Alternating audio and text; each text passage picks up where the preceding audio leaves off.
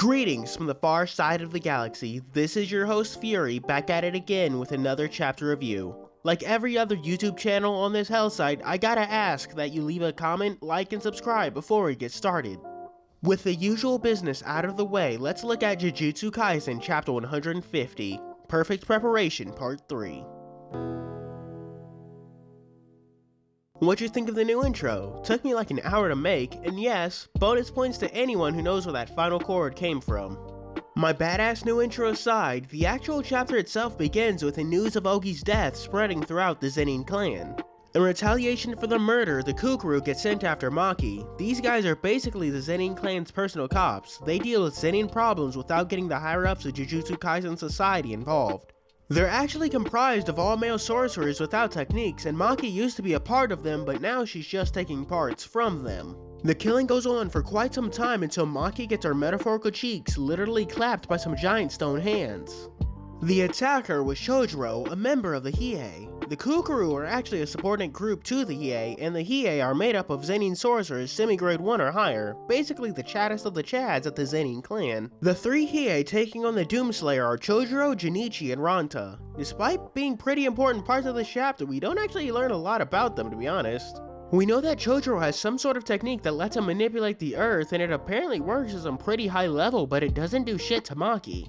We learn that Ranta has some sort of paralysis technique that lets him cast these two Medusa eyes, and that the technique can be overcome with enough physical force and breaking said eyes. And apparently it's like a stand where the damage is reflected upon the user to some extent, and Junichi has a technique that lets him aura like he's fucking Star Platinum, and it apparently makes his fist really big, or maybe it creates like multiple ones or something?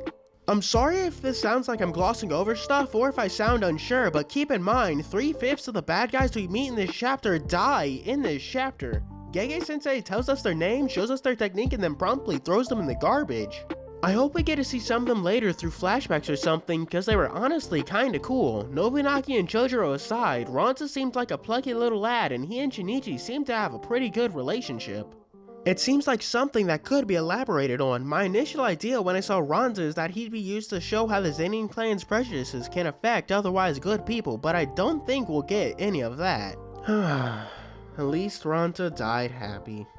It's then that Maki is confronted by the leader of the Hiei, Naoya Zenin.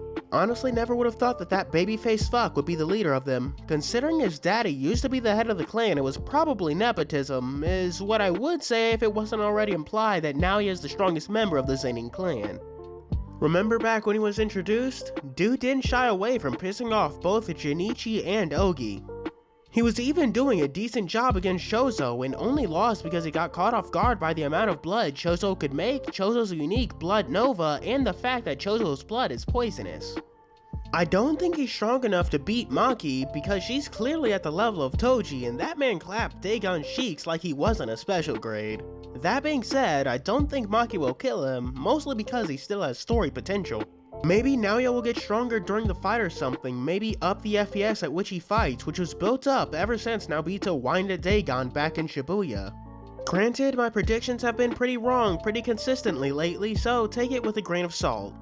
I guess we'll see how true my predictions are in the next chapter. Subscribe and hit the bell so you know when my next transmission is out, which might be another comic dub, wink wink. As for right now, this is your host Fury, signing out.